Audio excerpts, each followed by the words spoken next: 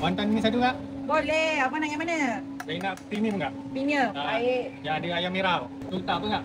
Yang ni kita ada bawang putih goreng, yang ni minyak bawang putih. Yang special kita punya ni kicap. Kicap ni kita masak sendiri, resepi family sendiri. Ni resipi memang Chinese punya resipi lah. Chinese punya resepi tapi kita olah sikit. Kita fusionkan Malay punya. Halal lah. Halal insya-Allah, halal toyib tanpa was-was. Banyak juga porsi ni Banyak. Yang set premium ni memang korang akan puas hati makan. Okey.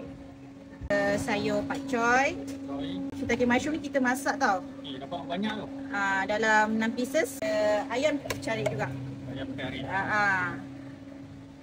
Kita marinate 1 hari, lepas tu kita bakar pakai arang. Marinate dalam peti ais tak?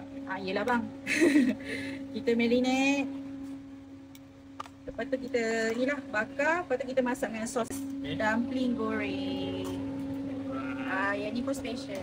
Sebab yang ni pun kita buat sendiri isi dumpling ni. So kita special. Itu apa tu? Ni bawang putih goreng. Okey, dah siap dah bang. Alright.